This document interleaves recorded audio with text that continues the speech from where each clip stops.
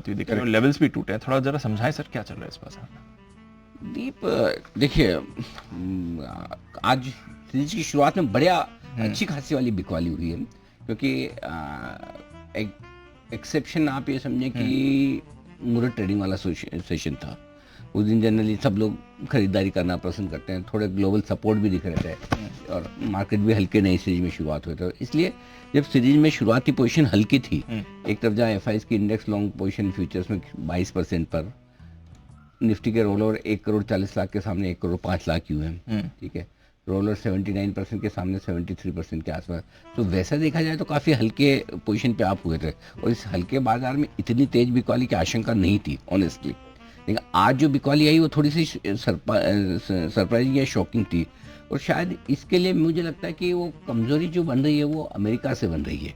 अभी जो फ्रेश कमज़ोरी आ रही है ग्लोबल रीजन, क्योंकि अमेरिका में दोनों ही बड़ी चीज़ इसी हफ्ते हो रही है। आपके चुनाव भी हैं, कल होंगे और परसों उसके रिजल्ट आने का मामला। तो अगर रिजल्ट देखिए कमला जी जीत जाती तो भी मार्केट को खराब होना है। रिजल्ट क्लियर नहीं आता है, जिसके भी चांसेस, अब लोग बोले 1/3 चांस है कि ट्रम्प जीतेंगे, 1/3 चांस है कमला हैरिस जीतेंगे, 1/3 चांस है कि 5-15 दिन कुछ पता ही नहीं चलेगा कि हो क्या रहा है। एग्जैक्टली। तो तीनों चीजें बराबर चल रही है, करेक्ट। तो ऐसे में जब अनसर्टेनिटी होती है तो थोड़ा बाजार को डर लगता है। तो एक ग्लोबल रीजन वहां से आ रहे हैं आपके पास बिकवाली के। लोकल रीजन में ऐसे देखेंगे तो नई सीरीज की शुरुआत है, आप हल्के ही है, लेकिन ऐसा लग रहा है कहीं कहीं ट्रेडर्स और इन्वेस्टर्स की तरफ से बिकवाली का प्रेशर ज़्यादा है।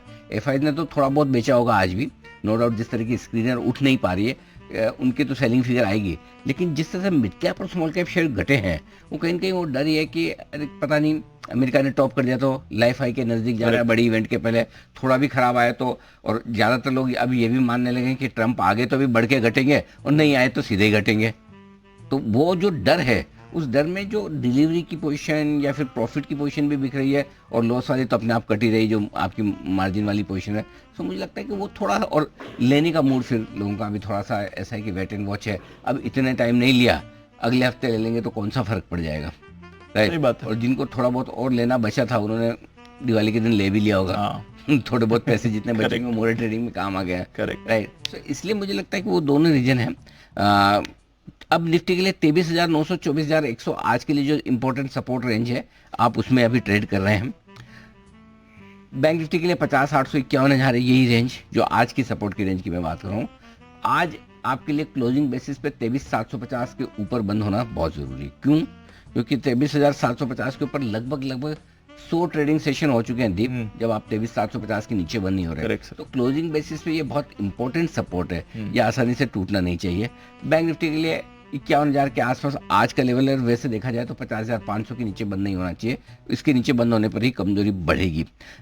मिड कैप शेयरों में थोड़ी बिकवाली ज़्यादा है, रिटेल इन्वेस्टर्स की भी और एचएनए इन्वेस्टर्स की भी। तो ये अब तक का मूड माहौल है। और अभी सेठी साहब के तुरंत बाद में बाकी लेवल डिटेल में, मैंने सोचा अब 2:30 तो बज ही गई तो मैं बता ही दूंगा थोड़ी देर में। करूँगा सौरभ मुखर्जी से, मास्टर्स इन्वेस्टमेंट मैनेजर के को फाउंडर, और टीवी पर आप इन्हें पहले भी कई बार देख चुके हैं। Saurabh, thank you so much आज हमारे साथ जुड़ने के लिए। आपको दिवाली की बहुत बहुत शुभकामनाएं। Same to you, same to your viewers as well. Saurabh, पहले तो मार्केट की बात करते हैं। हाँ जी। काफ़ी कोहराम मचा हुआ है मार्केट में इस समय। निफ्टी पिछले कुछ दिनों में ज़बरदस्त करेक्शन के साथ अब 25,000 तोड़ा, उसके बाद रिसेंट लोज भी तोड़े। अब ये मार्केट क्यों डरा हुआ है इतना? क्या इस मार्केट को तंग कर रहा है आपके हिसाब से? 24,000 भी तोड़ दिया हमने। आई थिंक दो अलग अलग चीज़ें अनुज एक साथ हो रही हैं कुछ हद तक, इसलिए आप उसको परफेक्ट स्टॉर्म जो कहा जाता है, न्यूज़ कास्टर जिसको परफेक्ट स्टॉर्म बोलते हैं। तो पहली चीज़ जो है, इकोनॉमिक डाउन साइकिल आ रही है। सो कोविड के बाद इंडिया की इकोनॉमी में 3 साल शानदार प्रदर्शन दिखाया। FY22, FY23, FY24 7% GDP growth रही, करीबन 20% अर्निंग्स ग्रोथ रही मार्केट में। एंड जाहिर है उसके बेसिस पे स्टॉक मार्केट खूब आगे बढ़ी। अब क्या हो रहा है कि एक सिक्लिकल डाउनटर्न आ रहा है, इसमें कुछ आश्चर्यजनक बात नहीं है। फ्री मार्केट इकोनॉमी है, जाहिर है कि इकोनॉमी के उतार चढ़ाव रहेंगे। तो एक सिक्लिकल डाउनटर्न आ रहा है जिसकी वजह से Q2 अगर हम जून में देखें तो मार्केट की EPS ग्रोथ 0 थी। अगर हम बैंक्स को बाहर रखें, Q2 जून की बात कर रहा हूँ, और Q2 सितंबर मेरे ख्याल से अगर हम बैंक्स को इंक्लूड भी कर ले, मार्केट लेवल पे 0% अर्निंग्स ग्रोथ आएगी। सो मार्केट को आई थिंक संकेत मिल गया है कि अर्निंग्स ग्रोथ अभी कमज़ोर रहेगी कुछ क्वार्टर, सिक्लिकल डाउनटर्न है, और वो एक पहला कारण है जिसकी वजह से निवेशक चिंतित हैं। रिमेंबर, काफ़ी सारे निवेशकों के लिए पहला इकोनॉमिक डाउनटर्न है। और दूसरा जो सिचुएशन है पॉलिटिकली भी दुनिया में, एक सेकंड, दूसरे पे मैं आऊं उससे पहले आप हाँ कह रहे हैं कि अर्निंग्स ग्रोथ जो इस साल जिस क्वार्टर में हाँ जी। एक्सक्लूडिंग बैंक्स नेगेटिव है, सॉरी फ्लैट है, अगले क्वार्टर में इंक्लूडिंग बैंक्स भी फ्लैट होगी। हाँ जी, सो मैं बोल रहा हूँ कि जून के क्वार्टर में तो excluding banks earnings growth zero था, सितंबर के क्वार्टर में मैं बोल रहा हूँ बैंक्स को इंक्लूड भी कर लें तो एक्सो बैंक्स मतलब अर्निंग्स नेगेटिव होंगे। हाँ, इसका मार्केट लेवल पे लिखा जाए अर्निंग्स ग्रोथ जीरो के आसपास आएगा, शून्य के आसपास आएगा सितंबर क्वार्टर में। और अगर हम आगे जाते हुए फोरकास्ट भी देखें, मेरे को लगता नहीं कि दिसंबर के क्वार्टर में या मार्च के क्वार्टर में कुछ तोड़फोड़ अर्निंग्स ग्रोथ मार्केट लेवल पे दिसंबर और मार्च के क्वार्टर, मार्च 25 की बात कर रहा हूँ और दिसंबर 24, वहाँ पे भी अर्निंग्स ग्रोथ कमज़ोरी रहेगी। तो आपके मार्केट के वैल्यूएशंस चढ़े हुए हैं, निफ्टी की फॉरवर्ड पी 24-25 के आसपास है और आपकी अर्निंग्स ग्रोथ शून्य के बराबर, तो जाहिर है निवेशक चिंतित हो रहे हैं and there is a lot of inexperience. काफ़ी निवेशकों के लिए पहला इकोनॉमिक डाउनटर्न है एंड मेरे को जो दिख रहा है कि उनमें से कुछ लोग चिंतित होके शायद कुछ हद तक पैनिक में आके अपने पोजीशंस लिक्विडेट। इस पर आऊंगा वापस मैं। दूसरा पॉलिटिक्स को लेकर कुछ कह रहे थे। हाँ, ये तो बोल रहा था दुनिया में पॉलिटिकल माहौल भी काफ़ी संगीन है।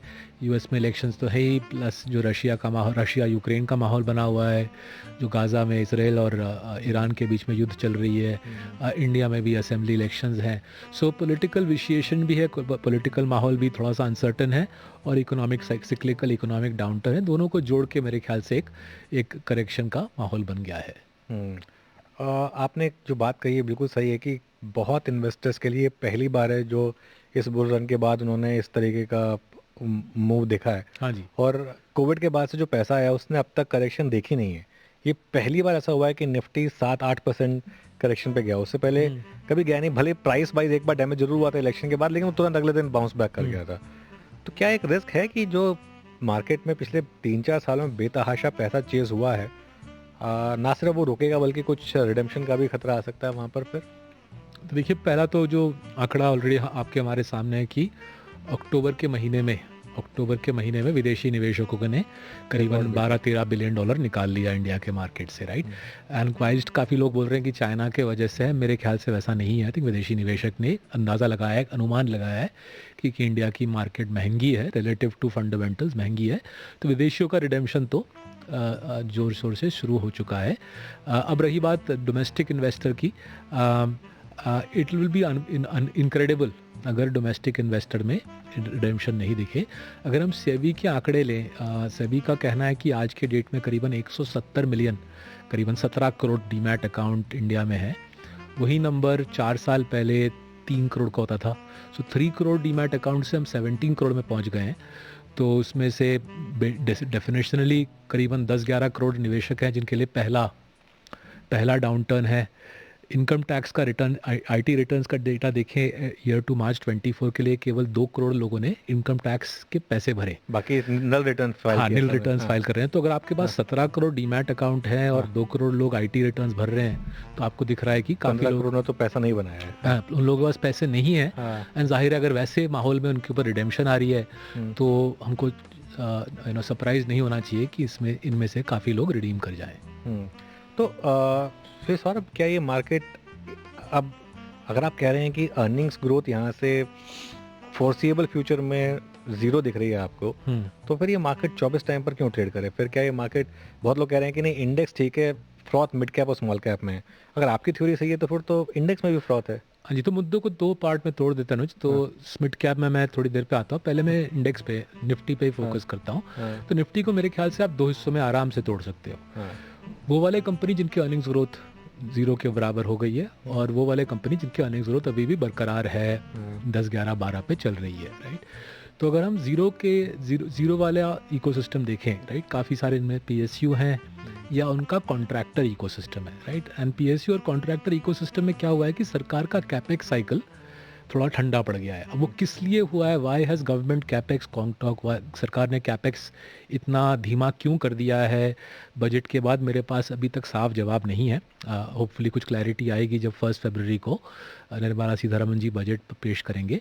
बट सरकारी कैपेक्स के धीमा पड़ने से जो पीएसयू और उसका जो कॉन्ट्रैक्टर इकोसिस्टम है उसकी ईपीएस ग्रोथ पे जाहिर है एक प्रेशर आ गया है and that has created in the Nifty एक बड़ा स्पॉट ऑफ प्रेशर। मेरे ख्याल से करीबन 50 से 60% निफ्टी का वेटेज इस 0% EPS ग्रोथ के कैटेगरी में आ जाता है। अगर बाकी निफ्टी देखें राइट, जैसे कि हमारे पुराने पसंदीदा stocks HDFC bank, Asian paints, उस प्रकार के स्टॉक देखें वहाँ पे अर्निंग्स ग्रोथ ठीक ठाक चल रही है, कोई 5 है कोई 15 है, भले उन्होंने अंडर परफॉर्म किया है। हाँ, सो शेयर प्राइस बेसिस पे अंडर परफॉर्म किया, बट उनकी अर्निंग्स ग्रोथ अभी भी सुदृढ़ है, उनकी अर्निंग्स ग्रोथ होल्ड अप कर रही है। एंड मेरे ख्याल से ये डिमार्केशन अब आ गया है। ये वाला जो सितंबर का जो अर्निंग सीजन था उसमें साफ दिख रहा है कि कमज़ोर अर्निंग्स ग्रोथ वाले स्टॉक की भारी पिटाई हो रही है और जिन कंपनीज़ की अर्निंग्स ग्रोथ होल्ड अप कर रही है, ठीक ठाक पकड़ 10, 11, 12 आ रही है, उनकी स्टॉक प्राइस होल्ड अप करें। मेरे ख्याल से ये माहौल बरकरार रहेगा अगले 3-4 क्वार्टर की। जो स्ट्रॉन्ग कंपनीज़ हैं, रिटर्न ऑन कैपिटल 25-30% लाते हैं, भारी री इन्वेस्टमेंट करते हैं, उनकी अर्निंग्स ग्रोथ 10, 11, 12 के आसपास खड़ी रहेगी। और बाकी जो कमज़ोर कंपनी है जिनकी कुछ फंडामेंटल्स खास पहले थी नहीं, 2-3 साल वो स्टॉक भागे हैं, उनकी अर्निंग्स ग्रोथ 0 या नेगेटिव पे आ गई है और वहाँ पे पिटाई होगी। तो यह रही निफ्टी की बात, राइट। एक काफ़ी शार्प डिमार्केशन आ गया निफ्टी के अंदर, किसकी अर्निंग्स ग्रोथ खड़ी अभी भी तगड़ी है और किसकी कमज़ोर पड़ी है, उस मुताबिक स्टॉक प्राइस ट्रेंड कर रहा है। अब आते हैं स्मिड कैप में। स्मिड कैप में भी मैं कहूँगा 2 कैटेगरी बन गए हैं। एक तो है जो फिर से ये कॉन्ट्रैक्टर इकोनॉमी, राइट, सरकारी कॉन्ट्रैक्ट या PSU के कॉन्ट्रैक्ट, जहाँ पे स्टॉक 3 साल में 6 गुना, 7 गुना, 8 गुना चली है, लेकिन अगर आप फंडामेंटल्स देखो, बैलेंस शीट देखो, कैश फ्लोज देखो, वो कमज़ोर हैं। वहाँ पे जो 60, 70, 80, 90 टाइम्स पे जो स्मिड कैप्स ट्रेड कर रहे हैं एंड जहाँ पे फंडामेंटल्स कमज़ोर हैं, वहाँ पे मेरे ख्याल से करेक्शन आई। ये वाली करेक्शन शुरू नहीं हुई है। स्मिड कैप्स में कमज़ोर स्मिड कैप की अभी भी पिटाई शुरू नहीं हुई है। आई थिंक वो पिक्चर अभी भी आना बाकी है। आयरॉनिकली अब तक जो लास्ट एक महीने का एक्शन देखा है वो काफ़ी हद तक लार्ज कैप्स में फोकस्ड रहा है। स्मिड कैप का करेक्शन मेरे ख्याल से लार्ज कैप से ज़्यादा रहेगा, बिकॉज स्मिड कैप की जो कंपाउंडिंग रही है वो ज़्यादा भागी है, राइट। अगर आप लास्ट 3 ईयर्स देखें, BSE 500 करीबन 30, लास्ट 4 ईयर्स देखिए, लास्ट 4 साल में BSE 500 करीबन 30-35% पे कंपाउंड किया है। बट लास्ट 3 साल में निफ्टी उतना नहीं भागा जितना कि स्मॉल कैप भागा है, एंड जाहिर है therefore over a 6 month period small cap की करेक्शन ज़्यादा होगी, एंड फिर वहाँ पे भी I think quality versus non quality का एक डिस्टिंक्शन आ जाएगा। तो अगेन क्योंकि हम रिसेंसी बायस से थोड़ा सा इन्फ्लुएंस हो जाते हैं, तो वैसे तो क्या मिड और स्मॉल कैप भी 8-9% गिरे हैं, लेकिन आपके हिसाब से ये तो अभी कुछ भी नहीं है। इन द कॉन्टेक्स्ट ऑफ जो रैली हुआ है, राइट, अगर हम स्मॉल कैप की रैली देखें वो निफ्टी से कहीं ज़्यादा रही है। इनफैक्ट अगर हम 3 महीने पहले आपस में बैठते तो हम देखते कि निफ्टी की weightage as a percentage of the overall stock market is I think at a 10-year low, right. तो बिकॉज स्मॉल कैप इतना भागा है कि निफ्टी की वेटेज स्मॉल कैप की तुलना में एक्चुअली काफ़ी घट गई है। उसके कॉन्टेक्स्ट में निफ्टी में जो कमज़ोर स्टॉक हैं वो ज़्यादा पिट रहे हैं।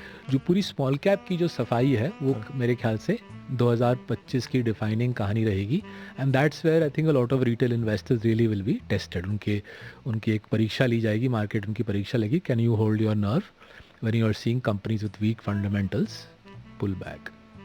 तो आपने बार बार कॉन्ट्रैक्टर इकोसिस्टम का जिक्र किया। हाँ जी, हाँ जी। क्या है एग्जैक्टली ये कॉन्ट्रैक्टर इकोसिस्टम? तो देखिए, काफ़ी हद तक यहाँ पे भारत सरकार की सराहना करनी पड़ेगी, क्योंकि कोविड के बाद जब इकोनॉमी पूरी ठंडी पड़ गई थी तो सरकार ने कैपेक्स बढ़ाया। तो अगर हम ईयर टू मार्च 21 का बजट देखें, year to March 22, year to March 23 and all the way almost to the year to March 24. March 24 FY 24 में vote on account था rather than a proper budget, but FY 21, 22, 23 के जो budget से अगर हम देखें उसमें सरकार ने 3 क्षेत्र में दबा के कैपेक्स किया। पहले तो है रोड्स, दूसरा है डिफेंस और तीसरा है रेलवेज, राइट। तो करीबन 4 बजट लगातार सरकार ने कैपेक्स का खर्चा बढ़ाया इन 3 क्षेत्र में एट अराउंड रफली 25 to 30%। तो अगर आप 4 बार लगातार 25 से 30% से खर्चा बढ़ाओ, you more than doubled the government capex outlay on roads, railways और डिफेंस, राइट। नाउ जैसे मैं बोल रहा था कि ये जो इलेक्शन के बाद 4 जून 2024 इलेक्शन के बाद ये वाला कैपेक्स का जो खर्चे का जो सिलसिला था वो ठंडा पड़ गया है। किस लिए ठंडा पड़ गया मेरे पास अभी भी जवाब नहीं। साफ जवाब नहीं है, बट उसका असर जो है वो डिस्प्रोपोर्शनेट आएगा, बिकॉज जो ऑर्डर बुक भाग रही थी, जो कॉन्ट्रैक्टर इकोसिस्टम थी, जो सड़कें बना रही थी, डिफेंस के पुर्जे बना रहे थे, ठंडा पड़ गया है, एंड एज अ रिजल्ट जाहिर है स्टॉक प्राइस पे डिस्प्रोपोर्शनेट असर आएगा। अच्छा सौरभ, आप ने जब शुरुआत की तो आपके फंड ने शुरू के 2 साल में शानदार रिटर्न्स दिए, काफ़ी आपके नए इन्वेस्टर्स बने। फिर आपका एक पीरियड आया जिसमें हमने ये सब डिफेंस, रेलवेज, पीएसयूज, इसमें मैसिव रैली देखी, लेकिन आपका पोर्टफोलियो यहाँ अलाइन नहीं था। आपका पोर्टफोलियो ने काफ़ी अंडर परफॉर्म किया, आपने काफ़ी आई थिंक क्लाइंट्स भी लूज़ करे।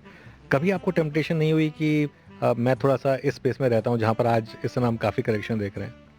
देखिए, मैं 2008 साल में इंडिया आया, राइट, तो मैंने 2009 का बुल रन, मेरा 2009 का जो बुल रन था वो मेरा पहला बुल रन था, और उसमें मैंने देखा 2009 के बुल रन में कि किस प्रकार से लो क्वालिटी स्टॉक्स एक साल में ट्रिपल क्वाड्रुपल हो सकते हैं, राइट।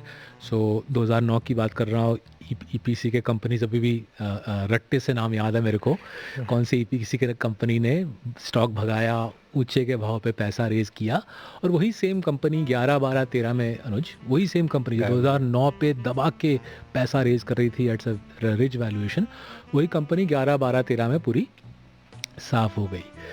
फिर से फिर को दूसरी बार मेरे को ये पिक्चर देखने का मौका मिला 2017 में। 2017 में एक एनबीएफसी का बुल रन आया जहाँ पे लो क्वालिटी एनबीएफसी के शेयर प्राइस खूब भागे, राइट, एंड एनबीएफसी ने तो सीपी कमर्शियल पेपर भी इशू किया बॉम्बे के बॉन्ड मार्केट में। तो वो सिलसिला, वो मूवी मेरे को फिर से 2017 में देखने को मिली, वही सेम एनबीएफसी 2018 के लास्ट 3-4 महीने में 80-90% करेक्ट हो गई। तो मैंने ये पिक्चर 2 बार देख के रखी है, तो जो इस बार फिर जब 21, 22, 23 में फिर से वही सिमिलर सा एक माहौल दिखा, तो ज़्यादा अपने आप को कन्विंस करने की ज़रूरत नहीं हुई, और मेरे साथ जो मेरे कोलीग काम करते हैं वो मेरे साथ करीबन 20 साल से जुड़े हुए हैं, तो हमने लो क्वालिटी रैलीज पहले भी देख के रखा है, एंड वी रियलाइज़ कि निवेश तो करना ही नहीं है, एंड वी ऑल्सो रियलाइज़ कि निवेश ना करें लो क्वालिटी में, राइट, लो क्वालिटी कंपनीज में निवेश ना करें, वी रियलाइज़ कि लोग क्लाइंट्स चले जाएंगे।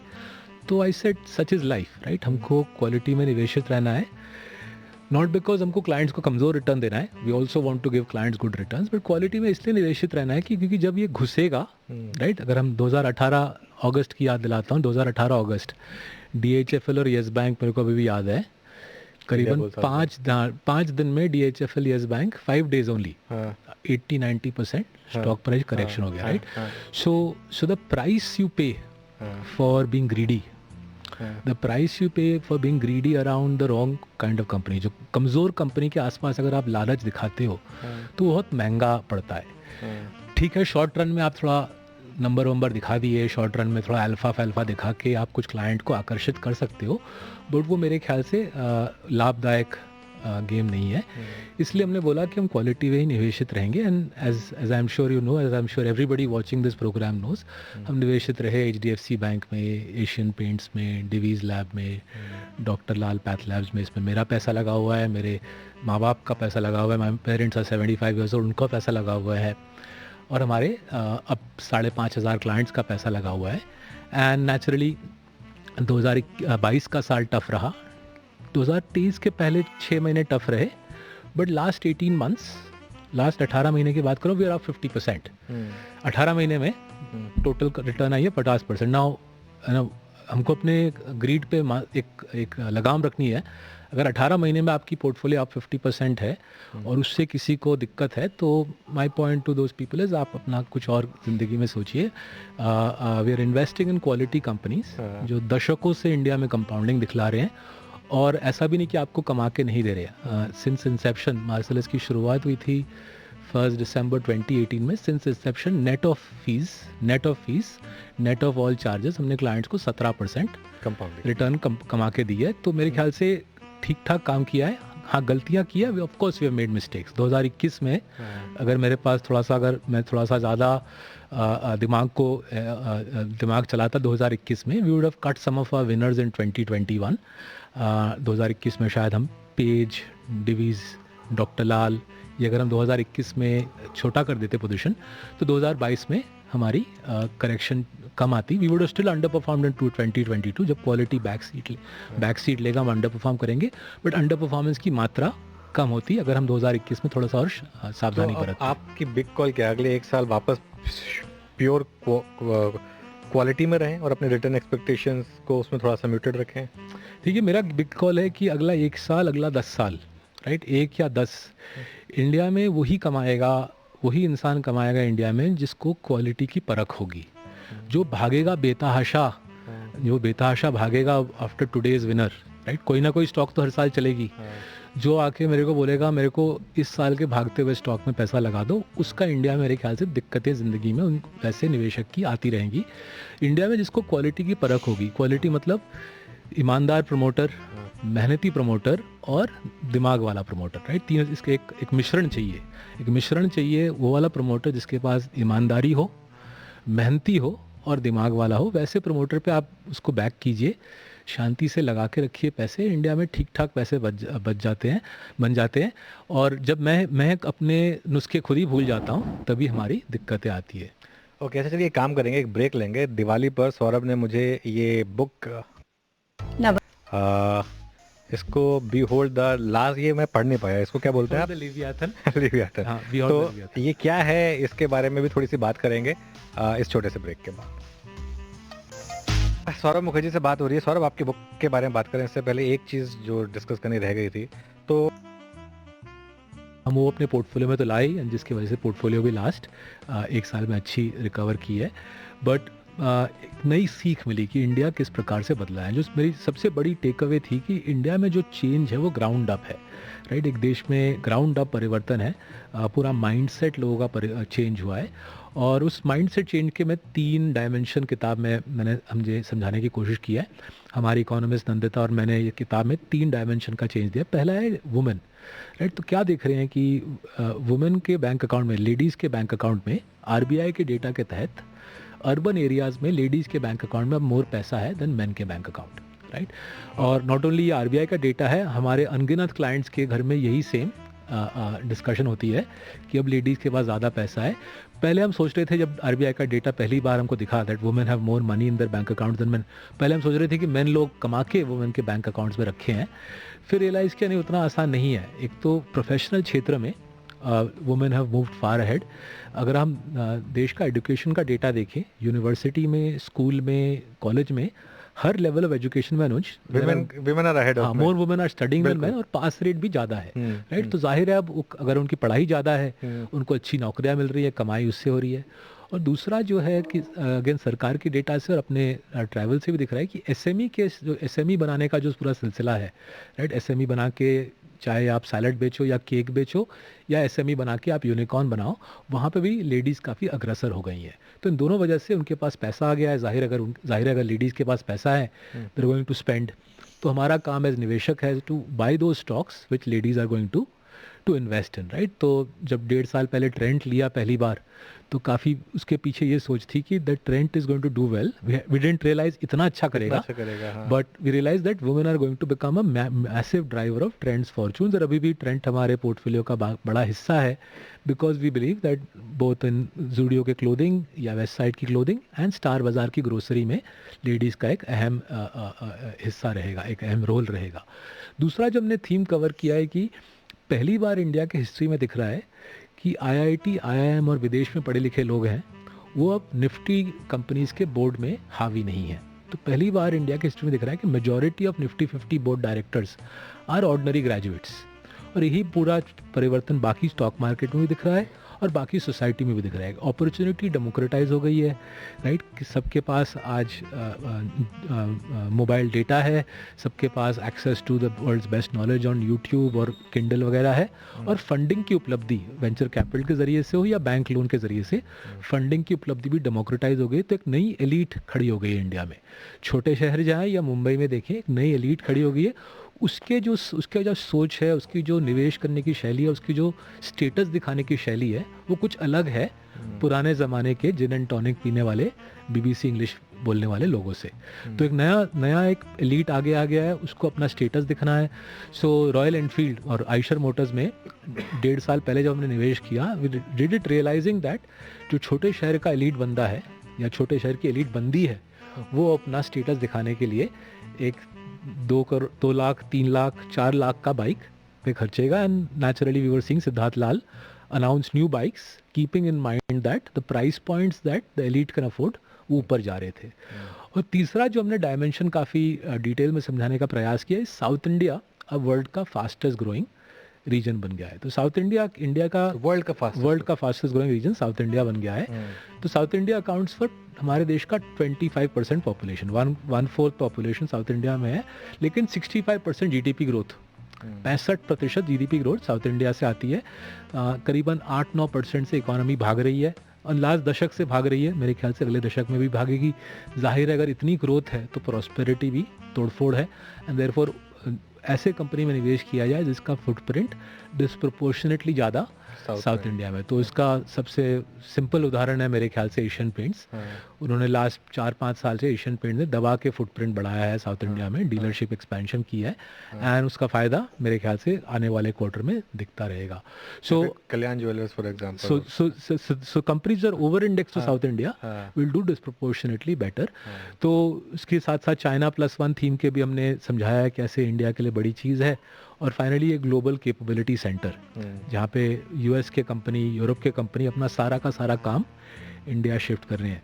सो हमारे ख्याल से इंडिया के लिए अगला दशक अच्छा रहेगा. एक सिक्लिकल डाउनटर्न में हम प्रवेश किए हैं. इस सिक्लिकल डाउनटर्न में जैसे आप और मैं डिस्कस किए, स्टॉक करेक्ट करेंगे. वो करेक्शन में अच्छे मौके मिलेंगे. अच्छे मौके में अच्छे कंपनी लेने का मेरे ख्याल से. इसमें एक चीज़ आपने लिखी है, creative destruction of an epic scale. हाँ जी, ये क्या है? तो देखिए हमने जो दिखाया है इस किताब में कि अगर हम भारत सरकार का कॉर्पोरेट टैक्स का डेटा देखें, कॉर्पोरेट टैक्स का डेटा दिखला रहा है कि मेजॉरिटी ऑफ इंडियन कंपनीज अपने प्रॉफिट्स को रियल टर्म्स मतलब इन्फ्लेशन को एडजस्ट करने के बाद majority of Indian companies who पे कॉर्पोरेट टैक्स वो अपने प्रॉफिट्स को ग्रो नहीं कर पा रहे हैं इन्फ्लेशन को एडजस्ट करने के बाद. और हमने ये भी दिखाया कि केवल 7,000 companies account for 98% of the countries profits. तो एक प्रॉफिट कॉन्सेंट्रेशन बन गई है. करीबन 1000 company, many of them listed, account for 65% of profits, and another 6,000 companies account for another 25-30% of profits. जो सबसे दिलचस्प बात है और आपके हमारे लिए और आपके दर्शकों के लिए सबसे मेरे ख्याल से इंटरेस्टिंग निवेश का अपॉर्चुनिटी है, टॉप 1000 के नीचे जो अगले 6000 कंपनी है, टॉप 1000 के नीचे जो अगले 6000 कंपनी है, इनकी प्रॉफिट ग्रोथ लास्ट 4 साल 25% पे भाग रही है. ये इंडिया के चैलेंजर कंपनीज हैं. इनफैक्ट मार्सलस भी मेरे ख्याल से उसी गिनती में आती है. इन कंपनीज की प्रॉफिटेबिलिटी करीबन 40-50 करोड़ द लोअर एंड है और 500 करोड़ द अपर एंड है.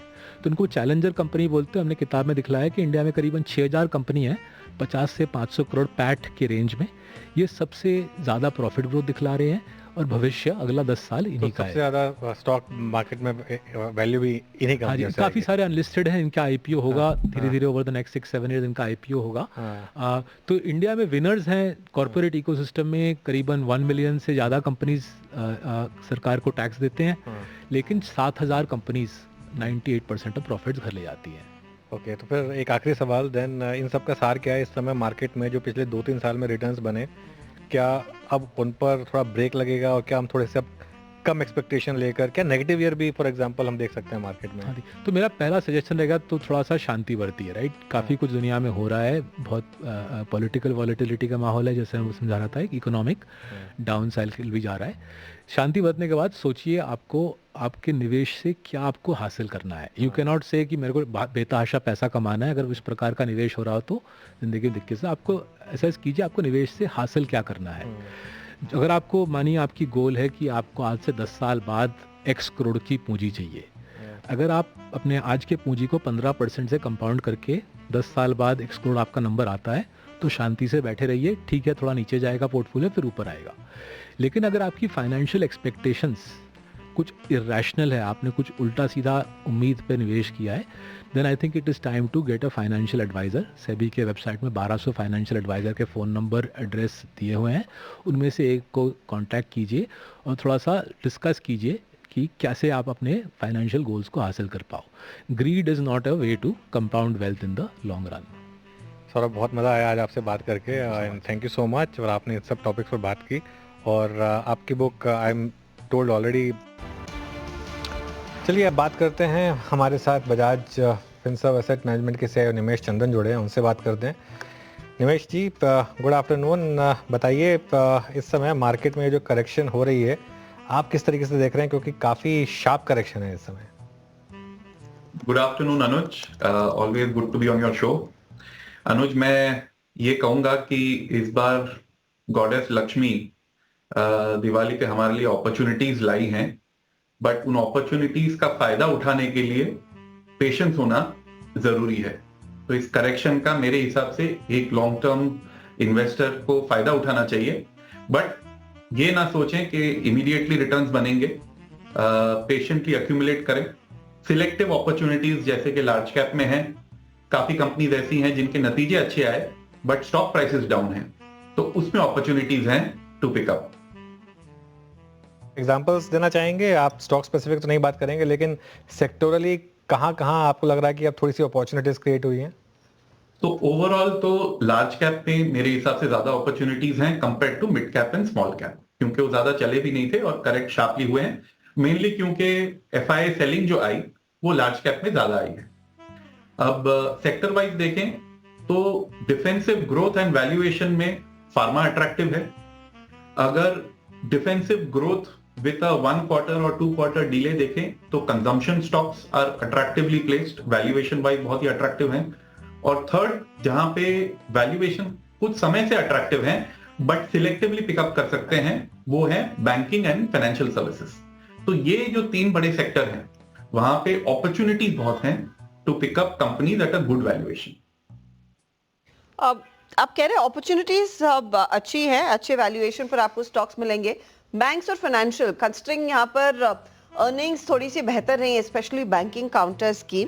इधर भी अभी पिछले आधे घंटे से हम देख रहे हैं कि एसबीआई, आपका PNB, bank of Baroda, PSU बैंकों में थोड़ा सा एक्शन बना है। ऑफ कोर्स एसबीआई के नंबर्स अवेटेड है, लेकिन पीएसयू वर्सेस प्राइवेट बैंक्स जब आप वो आकलन करते हैं, ज्यादा कंफर्ट आपको क्या दे रहा है, या फिर आप एसबीआई के नंबर्स का इंतजार करना चाहेंगे और फिर एक व्यू लेंगे? अब तक जो नतीजे आए हैं प्राइवेट सेक्टर और पब्लिक सेक्टर बैंक्स दोनों ही के अच्छे आए हैं, तो ऐसा नहीं है कि एक सेगमेंट दूसरे सेगमेंट से बेटर कर रहा है, दोनों के नतीजे अच्छे हैं। फिर भी दोनों में सिलेक्टिव होना जरूरी है, क्योंकि हर कंपनी की ग्रोथ साइकिल जो है थोड़ी डिफरेंट रहती है। अभी कुछ प्राइवेट बैंक्स भी हैं जहां पे एमएफआई एक्सपोजर रहा है और उनके नतीजे इतने अच्छे नहीं आए हैं, तो सेक्टर वाइज अट्रैक्टिव है, लेकिन उसमें से कुछ सिलेक्टिव कंपनीज जो बहुत अच्छे ग्रोथ भी दे रही हैं, एसेट क्वालिटी भी अच्छी है और वैल्यूएशन भी अट्रैक्टिव है। तो मुझे तो इनमें सब में, वेदर पीएसयू या प्राइवेट, दोनों में अपॉर्चुनिटीज दिख रही हैं। निमेश जी नमस्कार, वीरेंद्र बोल रहा हूँ। आईटी में सबसे बड़ा damage, price damage last to last session में हुआ, वो भी कैपजेमिनी के आई थिंक रेवेन्यू कट के बाद, फोरकास्ट कट के बाद। आपने इस आई थिंक जो पिछले 3-4 दिन में आईटी में प्राइस डैमेज हुआ है उसको कैसे रीड किया है? क्योंकि मोर और लेस हमारा अर्निंग सीजन ठीक था, स्पेशली मिड कैप आईटी में कुछ कंपनियों ने, जैसे एम्फेसिस हो गया, पर्सिस्टेंट हो गया, कोफोर्ज हो गया, बहुत स्ट्रॉन्ग नंबर जनरेट किए थे। क्या आईटी में यहाँ से जो कि अभी भी मतलब जून जुलाई अगस्त का एक सब्सटेंशियल रन लेके बैठा हुआ है, प्राइस डैमेज और संभव है? तो गुड आफ्टरनून बीरू। आईटी में अगर देखें तो नंबर्स अच्छे आए थे और कुछ बड़ी कंपनीज ने गाइडेंस भी अपग्रेड की हैं और नेक्स्ट ईयर एक्सपेक्टेड है कि आईटी का काफी अच्छा साल रहेगा। अब इसमें क्या हुआ था कि कुछ mid cap small cap companies में वैल्यूएशन बहुत ही ज्यादा ऊपर आ गए थे और कंपैरेटिवली वहां पे एक्सपेक्टेशन भी ज्यादा थे, तो अगर एक्सपेक्टेशन मीट भी हो रही है तो वो स्टॉक करेक्ट हो रहे हैं। और जैसे मैंने कहा कि काफी लार्ज कैप कंपनीज में एफआईआई सेलिंग की वजह से अगर नतीजे अच्छे आए हैं तो भी वो नीचे आ रही हैं। हाँ, कुछ लोगों को ये कंसर्न भी है कि यूएस इलेक्शंस में क्या होगा और उस इलेक्शन के रिजल्ट्स के बाद शायद वो आईटी को फ्रेश लुक दे, बट ऐसे फंडामेंटली कोई प्रॉब्लम नहीं है सेक्टर में। बिल्कुल। अच्छा निमेश जी, एक चीज़ बताइए, इस समय डिफेंस, रेलवेज, बाकी की पीएसयू जिसमें बहुत ज़्यादा पैसा बना था, उसमें क्या अप्रोच होने चाहिए? जिनके पास 2 साल पहले से हैं वो भले ही इस करेक्शन को झेल पा रहे हो, जिन्होंने पिछले 6 महीने में लिया उनके लिए करेक्शन बहुत बड़ी है, जिन्होंने पूरी रैली को मिस कर दिया होगा वो सोच रहे होंगे कि क्या अब ये लेवल्स आ गए हैं बाय करने के लिए। आपकी अप्रोच क्या रहेगी यहाँ पर? अनुज, ये इंटरेस्टिंग क्वेश्चन है। मैंने पहले भी आपके शो में एक बार कहा था कि जो सेक्टर्स नैरो होते हैं, कि जिसमें थीम में सिर्फ 10 या 12 या 15 कंपनीज होती हैं, तो जब वो थीम फेवर में आती है तो वो बहुत ही जल्दी से स्टॉक प्राइस मूव होते हैं, ओवर वैल्यूएशन पे चले जाते हैं, और जब थोड़ी सी कुछ कंसर्न आने लगती है या वरीज आने लगती है या प्रॉफिट बुकिंग आने लगती है, तो वही दाम जो है वो फटाफट नीचे आ जाते हैं, करेक्शन ले लेते हैं, शार्प करेक्शन ले लेते हैं। तो इसमें वॉलेटिलिटी इन सेक्टर्स में बनी रहेगी। अगेन इसमें कुछ कंपनीज जो हैं वो अच्छे अट्रैक्टिव लेवल्स पे आ गई हैं फिर से, जैसे कि पीएसयूज में कुछ करेक्शन के बाद फिर कंपनीज डिविडेंड यील्ड पे अट्रैक्टिव हो गई हैं और ग्रोथ भी उनका अच्छा है, तो वो देखी जा सकती हैं। अगेन मैं ये शायद घड़ी घड़ी रिपीट कर रहा हूं कि better to look at selectively rather than take general कि हम सारे स्टॉक्स इस थीम में या सेक्टर में ले लें। It is better to go selectively इसमें, लेकिन डेफिनेटली इस करेक्शन के बाद कुछ अट्रैक्टिव अपॉर्चुनिटीज हैं। निमेश जी, ये ऑटो पर आपका रवैया क्या रहेगा? क्योंकि देखिए ऑटो बिक्री के जो आंकड़े आए हैं, डिस्पाइट द फैक्ट कि बजाज ऑटो ने अपनी अर्निंग्स की कमेंट्री में कहा था कि पहले 15 दिन तो वॉश आउट थे, पिकअप नहीं आ रहा था सेल्स का, लेकिन धनतेरस के बाद से वो पिकअप देखने को मिला है। तो fag end of October perhaps is worked in favor of these companies। लेकिन इस समय पोजीशनिंग आपकी क्या रहेगी ऑटो में? क्या जो करेक्शन आना था वैल्यूएशन में वो आ चुका है रिसेंट सेल ऑफ के बाद?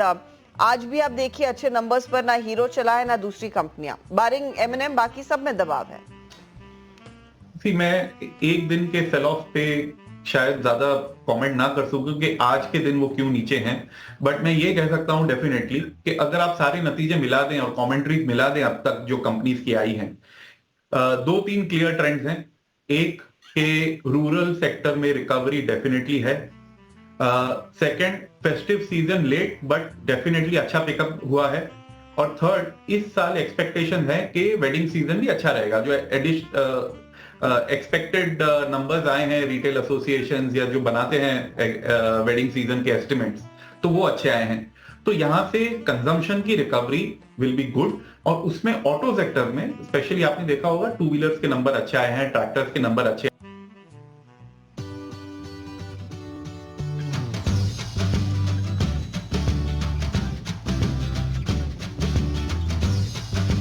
आए हैं। हाँ, पैसेंजर व्हीकल और सीवीज में थोड़ी सी प्रेशर रही है उनमें, बट अगर उसमें एसयूवीज देखी जाए तो जो एसयूवी के जो मेन लीडिंग कंपनी है उन्होंने तो बहुत अच्छे नंबर्स दिए और ग्रोथ भी अच्छी बताई है।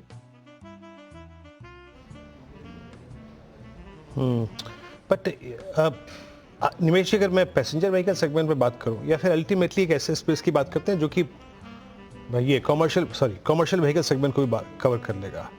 आपने एलएनटी के नंबर्स को देखा, कैपिटल गुड्स पे आपका टेक, जिस प्रकार का ऑर्डर इंटेक एलएनटी का रहा, उसके बाद स्टॉक में रिएक्शन भी बहुत स्ट्रॉन्ग था। कैपिटल गुड्स पे आपका टेक, और इनफैक्ट मैं थोड़ा सा एक आपका व्यू कमर्शियल व्हीकल सेगमेंट पे भी जाना चाहूंगा। द गुड थिंग इज कि जब हम कैपिटल गुड्स देखते हैं तो लोग ऑर्डर बुक को ध्यान ज्यादा देते हैं rather than a particular quarter के जो नंबर आए हैं, नतीजे आए हैं, उनको नहीं देखते, ऑर्डर बुक्स को देखते हैं। अब तक जो लीडिंग कंपनीज हैं इंफ्रास्ट्रक्चर में, उनकी ऑर्डर बुक्स अच्छी रही। अब इन पूरे इंफ्रास्ट्रक्चर थीम में हमें पावर सेक्टर सबसे ज्यादा अच्छा लगता है, बिकॉज उसकी जो ग्रोथ स्टोरी है वो ज्यादा तेजी से चलेगी और लॉन्ग टर्म तक चलेगी। तो उसमें ये कुछ वैल्यूएशन के हिसाब से आप सिलेक्ट कीजिए कि कब आपको एंट्री लेनी है, but power sector is the most attractive in सब में।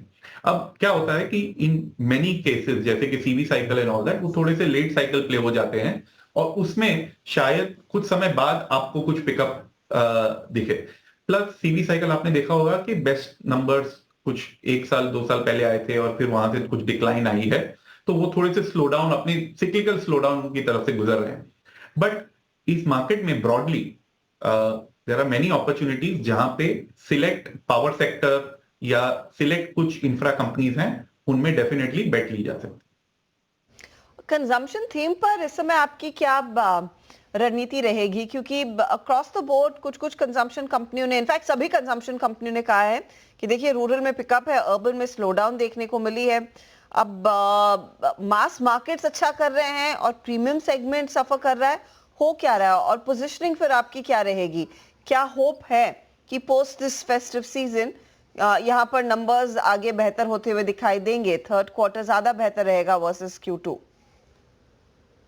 मैं ये कहूंगा कि कंज्यूमर सेक्टर एक ऐसा सेक्टर है जब उनके रिजल्ट थोड़े से वीक आते हैं तभी उन्हें देखना चाहिए, क्योंकि ये लॉन्ग टर्म बहुत ही स्ट्रांग स्टोरी है। इंडिया आज पर कैपिटा जो हमारी जीडीपी है $2,500, वहां से हम 5,000 तक जाने वाले हैं by the end of this decade. Around 4,000 to 5,000 के बीच में at the end of this decade हम होंगे। तो अपॉर्चुनिटीज बहुत हैं उसमें।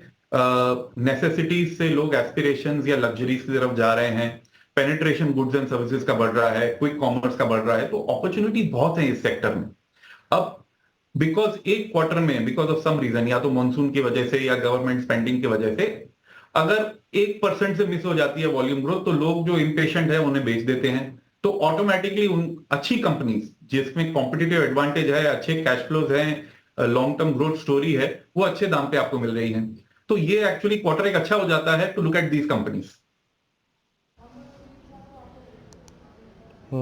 अच्छा, थोड़ा सा हटके, थोड़ा सा सिक्योर होके अगर बात करें निवेश, यहाँ पर एक दो स्पेस जो कि अपने एक्सपेंशन प्लान्स पे, कैपेसिटी एडिशंस पे काम अभी भी कर रहे हैं, वो हैं हॉस्पिटल स्टॉक्स। आज हम सुबह सुबह अपोलो को की न्यूज़ फ्लो पे रिएक्ट भी कर रहे थे। हॉस्पिटल स्टॉक्स में या फिर डायग्नोस्टिक स्पेस में आपको कंफर्ट है क्या इस वक्त इस प्राइस पे? हॉस्पिटल सिलेक्टिवली, बट अभी तो हम डायग्नोस्टिक्स में इन्वेस्टेड नहीं हैं। हमें एक्चुअली एक सब सेगमेंट जो है फार्मास्यूटिकल एंड हेल्थ केयर का, जो कि कहते हैं कॉन्ट्रैक्ट रिसर्च एंड मैन्युफैक्चरिंग या CDMO, कस्टम ड्रग डेवलपमेंट, उसमें बहुत अपॉर्चुनिटीज दिख रही हैं। उसमें कुछ mid cap, small cap companies, pharma companies भी हैं, एक आध लार्ज कैप कंपनीज भी इसमें काम कर रही हैं। देखिए, इंडिया को बहुत बेनिफिट होगा एक बार ये यूएस में जो बायोसिक्योर एक्ट है वो लॉ बन जाए, तो उससे इंडिया को काफी फायदा होगा। चाइना से काफी जो वर्क है इंडिया में ट्रांसफर होगा। प्लस देखिए, सिलेक्टिवली जो मॉलिक्यूल्स की अपॉर्चुनिटीज आ रही हैं, जैसे कि रेवलीमेड है, फिर GLP-1 है, इन सब में अपॉर्चुनिटीज फॉर इंडियन कंपनीज बहुत लंबे समय तक इसको बेनिफिट मिल सकता है। तो फार्मा स्पेस एक अट्रैक्टिव स्पेस है जहां रिटर्न रेशियोज अच्छे हैं, अपॉर्चुनिटीज अच्छी हैं, डोमेस्टिक ग्रोथ की विजिबिलिटी अच्छी है। तो इसमें अगर हम सिलेक्ट करें तो अपॉर्चुनिटीज काफी अच्छी हैं हेल्थ केयर एंड फार्मा में। ओके, निवेश जी बहुत बहुत शुक्रिया, आप इस बातचीत में शामिल हुए और सभी